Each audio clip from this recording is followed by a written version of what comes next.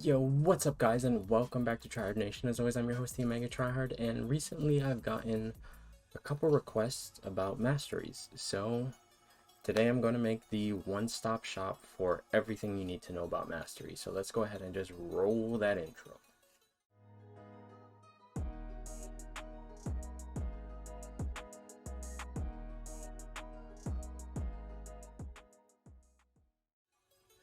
So for starters, just at the beginning, I'm going to say if you are looking strictly for like a template for me to give you as like these are the best masteries that you can use, that's not really going to be the focus of this video. At the end, I'm going to have my personal mastery setup, so if that's what you're looking for, just look for it on the timestamp below. But this video is going to be explaining what masteries are, how to build them for your specific roster, and you know, their uses, where they're good, where they're bad, all that kind of stuff. So let's just go ahead and jump into what are masteries. So masteries are basically different things that you can activate at the cost of mastery cores, gold, and or units to affect the champions on your roster to give them different effects. The effects range from simple stats like health, critical, critical strike, chance, critical strike damage, raw attack, stuff like that, all the way up to unique effects like bleeds lasting longer and doing a % of damage. So that being said, this is the one part of the game where you can really customize your play experience. So because they are a little bit expensive, or at least some of them can get a little bit expensive, the site that I'm always going to point everybody to is Auntm.ai. Shocking, I know. Auntm.ai has a mastery builder tool here where you can go through and you can see exactly how much every mastery costs, how many levels there are, the % increase for your PI, which doesn't really matter, but it kind of matters a little bit in arena, all that kind of stuff. So yeah, I guess before you officially commit to anything in game, I would recommend coming in here, playing around with the amount of points that you have and see where you can put them to see what a final build would look like. So yeah, red is going to be offense. These are going to be all of your offensive masteries, as you can probably guess from the name. This is going to increase your attack, critical strike, all that kind of stuff. Defense is going to be things like passive healing, your general health percentage like increase and stuff like that, block proficiency, and some other unique defense utilities to reduce the damage that you take. And then proficiencies are going to be more unique things like being able to parry, making stuns longer, being able to dexterity, special attacks, and basic hits, stuff like that. Each one has a certain amount of points that you need to commit before being able to get to the right side of the tree. So these two here, every color has two class masteries. Everything to the left you can access just like in order. So to get to courage, you have to first go through greater strength and strength. To go through greater precision, you have to go through strength, greater strength, pierce, lesser precision, and then you get to here. You can see by the little lines that connect everything. Now to get to this side, you need to have at least 15 mastery points allocated over here. So when you're over here, as long as you can have 15 points allocated, then you can open up this side. The same thing goes for defense, and then proficiencies. Since there's less masteries, you don't need 15. I believe you need 11 to access the class and everything to the right. So that's kind of the bare bone basics of what they are, how to read this, all that kind of stuff. Now, like I said, you need to do 15 points to get to the right side, and the right side is where things really start affecting you on a more specialized level. So what I mean by that is there's multiple setups that you can have, but one of the core setup options, one of the more controversial, is something called Suicide Masteries, which you've probably heard of. They increase your attack by a insane percent. I think it's 67% if you get all of them respectively. But it has some major downsides. But because of the high attack increase, it's very popular because it really speeds up general questing. It really powers up a very specific subset of champions that are already really strong.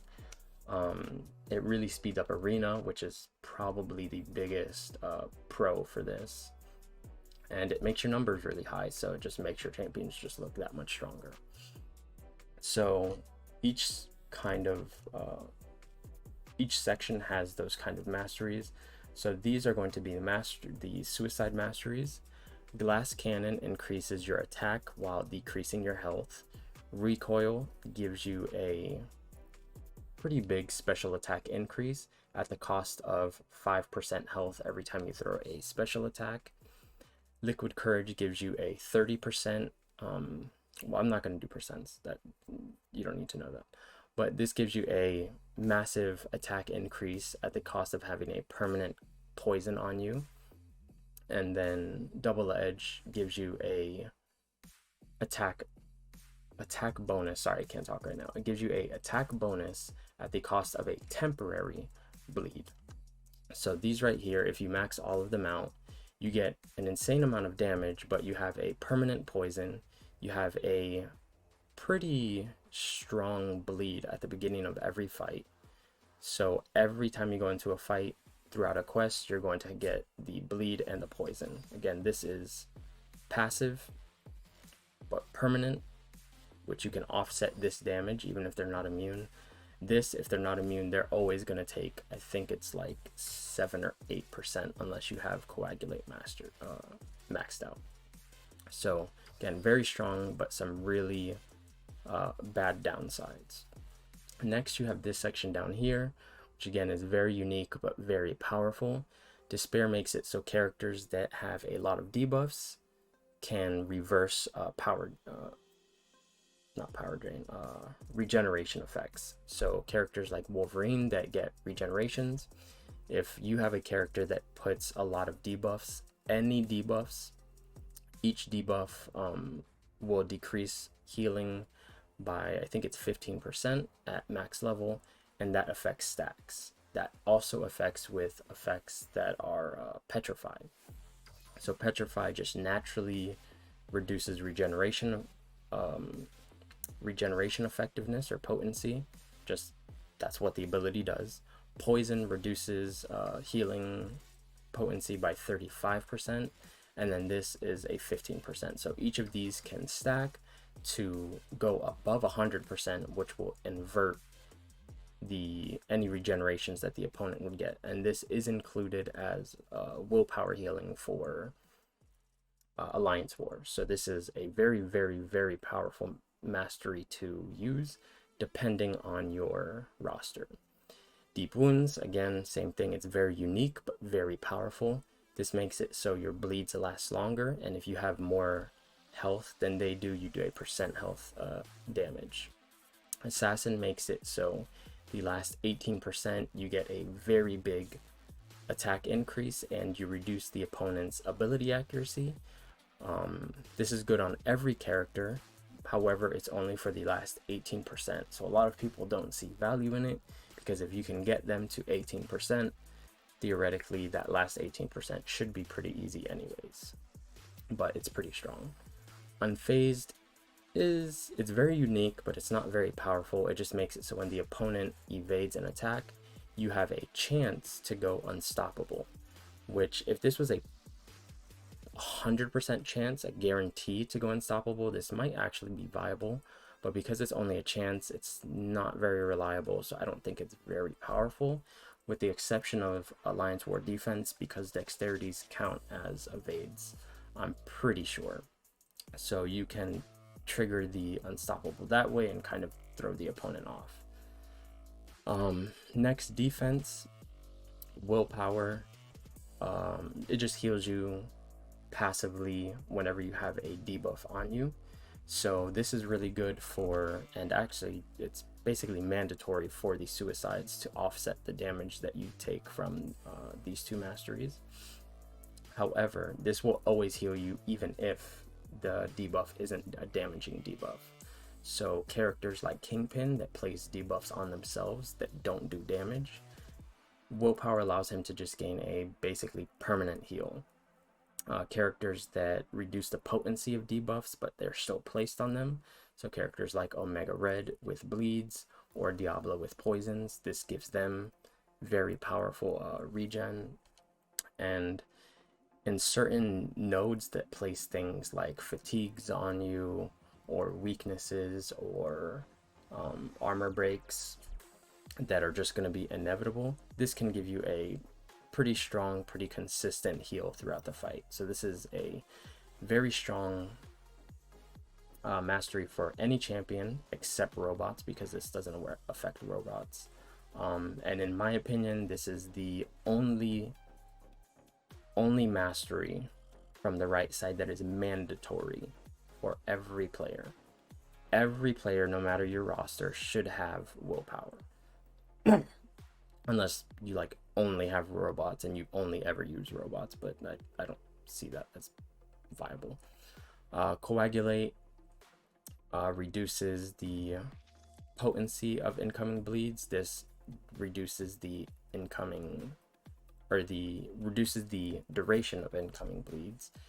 Inequity makes it so the opponents do less damage based on the amount of debuffs on them. Resonate has a chance to put a weakness on the opponent just to further reduce their attack. These four are very strong defensive masteries and are very good on specific characters. So like Coagulate can bump up Guardian, Magneto, and Omega Red to 100% bleed potency, so every bleed basically becomes a regeneration to them. Very strong. This is pretty strong if you're going to be going against a character that is going to be pacing bleeds on you and there's not really a way to stop it. However, in most cases you're just going to want to use an bleed immune character anyways, so I wouldn't recommend this, but it can be useful. And then these are just good general masteries. And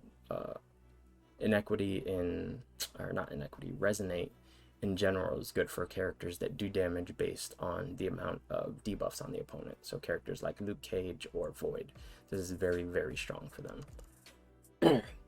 Now for proficiencies, you can basically ignore everything on this page that isn't right here, because these don't really matter anymore. These were masteries from a part of the game or a time in the game where things were just different. These masteries all allow you to see the class and PI of characters and quests, but all of that is revealed now. There's no more hidden nodes, so this is basically useless.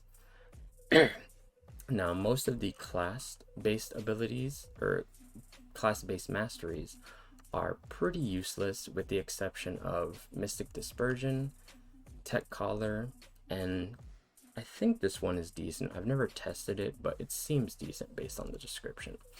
So Mystic Dispersion, or I guess all of the class-based masteries, what they do is they have a specific effect based on that class that only applies to that class. So for instance, Mystic Dispersion makes it so every time that a buff is nullified or expires on the opponent, you gain a burst of power. However, that's only applied if you're using a Mystic character. So if you're using Captain America, who's science, and the opponent's using a character that has a power gain, and that power gain runs out, you're not going to gain any power. However, if you're using, let's say, a Black Widow Clairvoyant, who's a Mystic, they have a power gain on them, a regen on them, whatever kind of buff, and it expires, you're going to gain a burst of power based on the level. This is a very, very, very powerful mastery for Mystics, because Mystics basically all have a way to at least somewhat buff control the opponent. So if you're going into a fight where there's going to be buffs, you can nullify them or just wait them out, and you're going to be gaining a lot of power that way. This is, again, it's very powerful, but that's only if you're going to be using a lot of mystics and you're going to be, excuse me, using characters that can either place buffs like Dr. Voodoo, or if you're going to be fighting characters that have a lot of buffs. So characters like Iron Man, who have a bunch of armor ups, Red Skull, who has a bunch of armor ups, Hyperion, who gains a consistent power gain every so often. This is going to be super, super powerful. Tech Collar makes it so, actually I don't use it, so I'm not 100% sure. Oh yeah, it reduces the combat power rate of the opponents based on the level whenever you're using a tech. So combat power rate is the power rate that the enemy gains, or you gain, I guess, whenever you're hitting or being hit.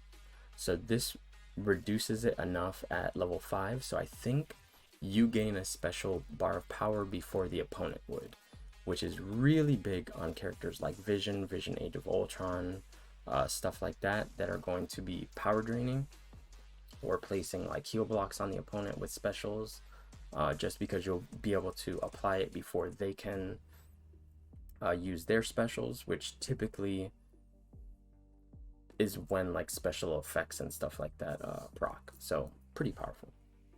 So now that you kind of know what all of the different masteries do, I'm not going to explain these because these are pretty basic and don't do too much unique things. The next thing you should really be focusing on, now that you know what the masteries do, is how to build them for your roster. So at the beginning I said that there's not really a one size fits all template. That's not the point of this video, and the reason for that is these masteries are all very specialized. So for instance, Deep Wounds is very, very, very strong mastery. Mystic Dispersion, very, very strong mastery. But if you're not using mystics, you don't need Mystic Dispersion. If you're not using characters that bleed, you don't need Deep Wounds, unless you're getting to Assassin, which you need one, but you don't need it maxed out. So when you're trying to build a mastery setup, you should really be looking at which characters you like using the most, who you find using the most in quests because they're super powerful, or targeting them for a specific fight or for a specific instance or whatever it is that you're trying to clear. So if you're somebody who grinds arena a lot, you might want to think about using suicide masteries. If you're somebody who uses characters like Ghost or Corvus or Omega Red a lot, who are super suicide friendly, you might want to be running suicide masteries. However, if you're using characters like Void or Vision, Age of Ultron or something like that, that requires spamming a bunch of specials to kind of play around their kit, you might not want to be running this because recoil is going to murder you. If you're on the flip side of that, if you're using characters like Void or Captain America Infinity War or Luke Cage that apply a bunch of buffs, Despair is going to be really good general use mastery because they have a bunch of debuffs. They're really strong and this interacts really well with their kit. If you're using a bunch of characters that bleed, so Domino, Nick Fury, Blade, any character that bleeds a lot, this is going to be extremely, extremely powerful for you, especially because a lot of the times there's additional effects tied to those bleeds. So for instance, Nick Fury can combine them into the internal bleeding or whatever it's called, as well as he has just increased critical rate while bleeding. So if you can increase the length of those bleeds or the duration of those bleeds, then you should be able to combine them a lot easier, and you should have more DPS throughout the fight because you're having that increased critical rate. Assassin is a really good single point mastery because if you look here, it's 20% increase in attack and a 12% decrease in the opponent's ability accuracy at level 1, and it jumps up only 40% for additional 5 levels, and each level is very expensive. This and Deep Wounds, I think, are the most expensive masteries in the game. These require 5 blue, and 10 green mastery cores, which I think is roughly 2,500 for these, plus another 1,500 for these. So that's what, like 4,000 units to max out each of them. Very expensive, and for what you get, I think it's probably better off that you just leave it at 1 and put those 4 points elsewhere, because you only have a max of 59 points, so every point that you have is very, very crucial. Yeah, so if you're gonna get it, I would leave it just as at 1, but this is a really good general purpose mastery, again, just because it's a flat increase for every character after 18% of the enemy's health is left. God, I keep stumbling. What the fuck is going on? Moving down to defense. Defense is the willpower. Willpower is basically mandatory, as well as recovery, because recovery increases all regeneration effects by a certain percent based on the level, and this does couple with things like willpower or salve. So this is a definite must-have, and this is a definite must-have on every build that you ever use, in my opinion. Coagulate is really good for characters that have some sort of bleed resistance. So again, characters like Magneto, the Red Magneto, Omega Red, or Guardian, this can bump them to 100%, so they take no damage from bleeds ever. So it's really, really strong on specific champions. As well as you can use this to couple with suicide masteries to offset some of this bleed damage, and I think it reduces it from like 8% that you would take per fight to like 6 or 5%, which doesn't sound like a bunch, but it can open up like 1, maybe 2 more fights throughout a whole quest, so it's pretty decent to use. Suture, I probably wouldn't use it anywhere. I don't see anywhere where you would use this as opposed to just an immune champion.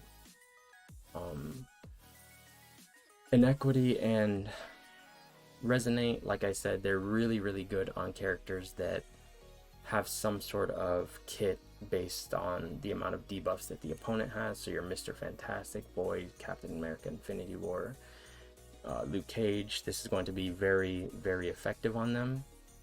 But other than that, it's a pretty good general mastery setup, because you're going to take a lot less damage into block if you're trying to like bait heavies and stuff like that with a weakness, and if they have any amount of debuffs, Inequity can really mitigate the amount of damage that you take.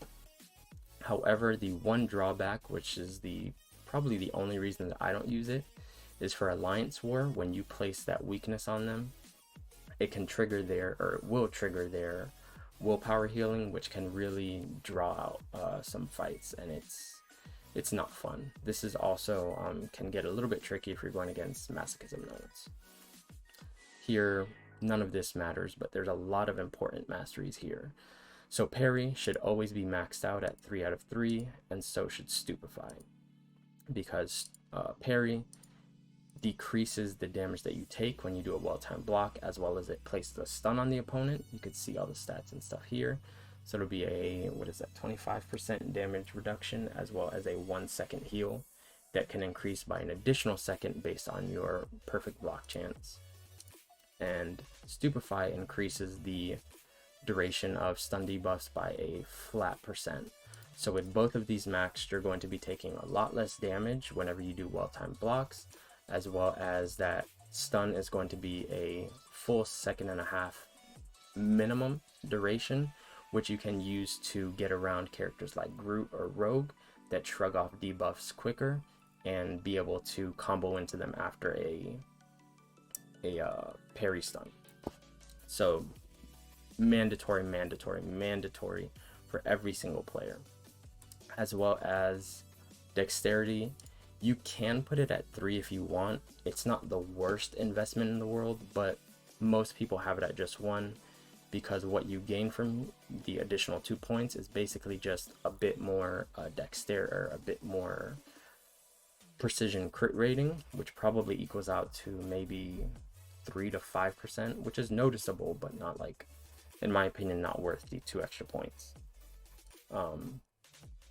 So that's all the kind of stuff that you would want to look into when you're building your own mastery setups.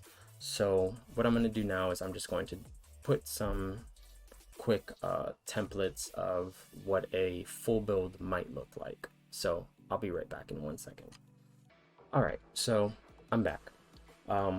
The setup that I have now is my personal setup whenever I'm using Suicide Masteries. So let's just go through and do a brief description of why I picked all of the masteries that I picked. So these 15 points are my standard 15 points for any setup that I ever have.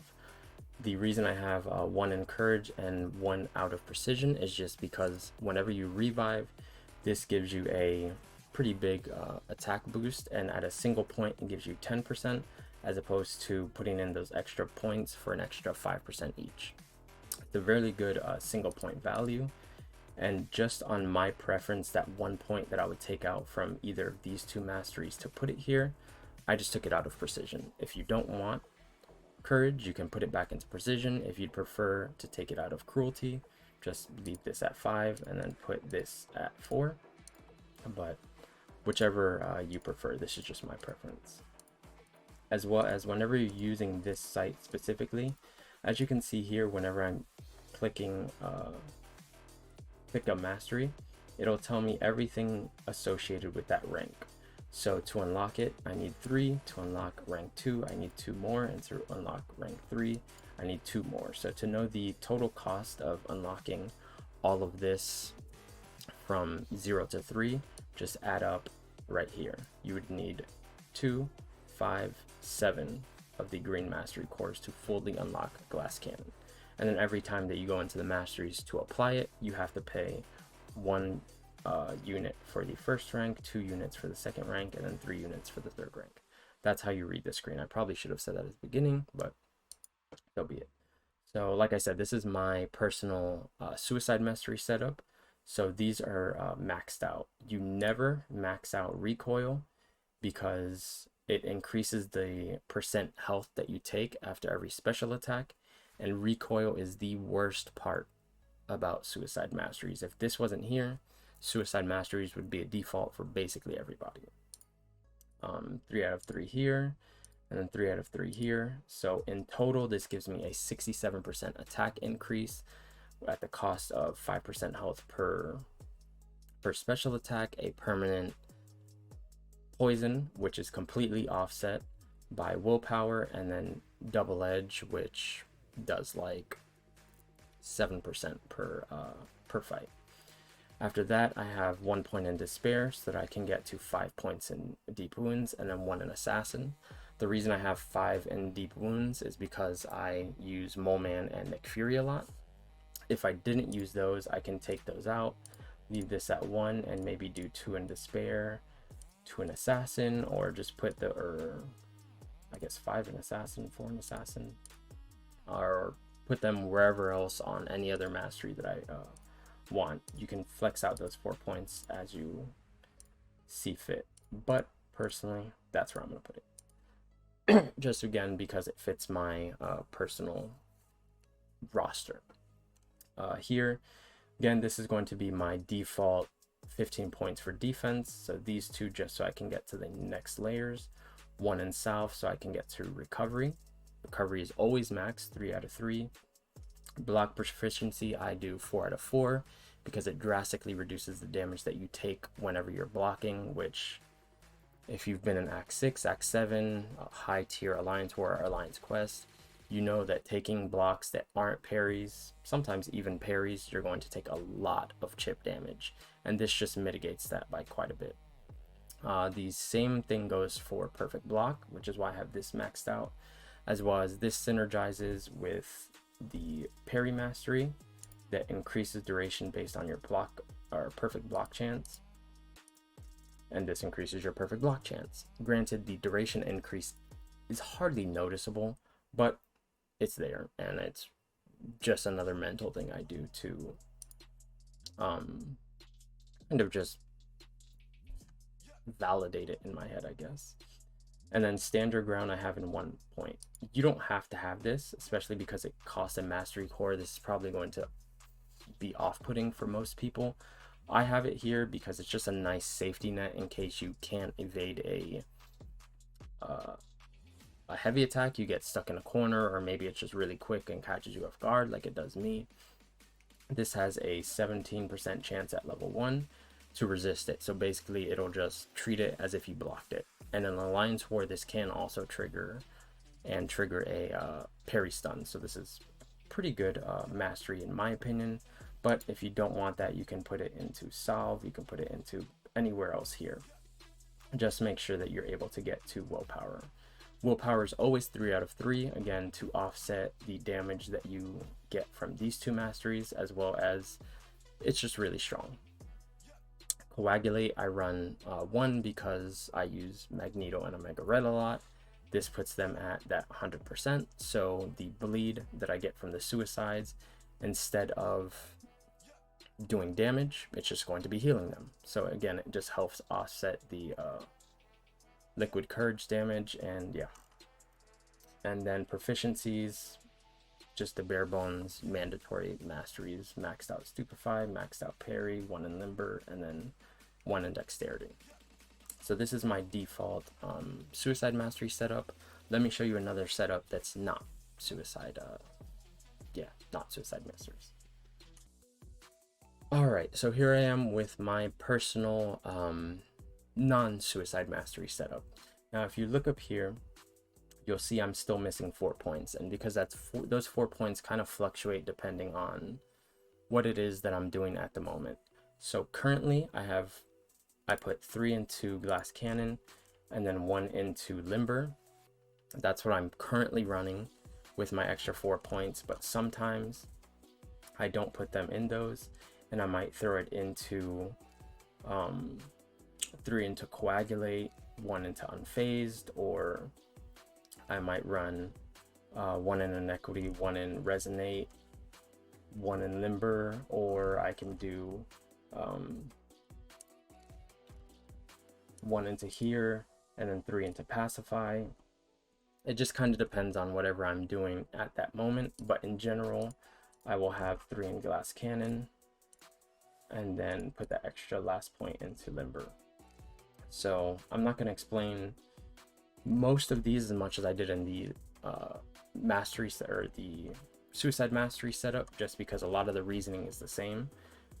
Glass cannon I use just because it's a flat attack increase, and without suicide masteries, any attack increase is appreciated. Deep wounds, again, because I use Nick Fury, and Mole Man. Despair because despair is just really good. 1 in assassin just because. 1 in willpower because I do think willpower is mandatory, but at rank 3 it only increases it by an additional 0.2% healing, which if you're not running suicides, it's hardly noticeable. 4 mystic dispersion because I use Dr. Doom a lot. I also use Black Widow Clairvoyant a lot, and this just really helps them. And then limber maxed out because there's a lot of random nodes and interactions in this game that you might get stunned. Abyss of Legends, for example, encroaching stun. If you just mess up an intercept and get parried in Alliance War, and what this does is basically cuts it in half.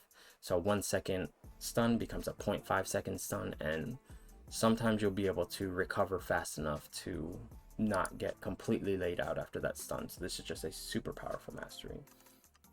And yeah, this is what the setup that I'm using right now, and this is my default not suicide mastery setup.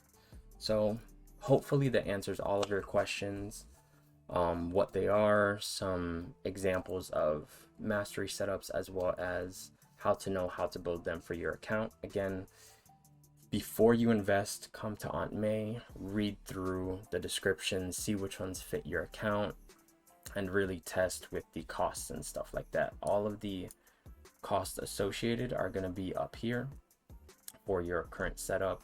And yeah, that's going to be it for this video, guys. Hopefully it helps. I appreciate you guys for all the thumbs up, all the thumbs down, all the comments, and everybody and everybody subscribing per usual. It really does mean the world to me. We're almost at 250, so I'm probably gonna have some sort of giveaway when we get to 250, associated with my Discord more than likely, but I'm not 100% sure yet. But if you want to start prepping for that, you can find the info for my Discord and stuff in the comments below. Just go ahead and join that. You have to react to some of the roles to gain access to the server and stuff like that to be able to chat. But yeah, that's gonna be it for this video. Love you guys, be safe, and I will see you in the next one. Peace.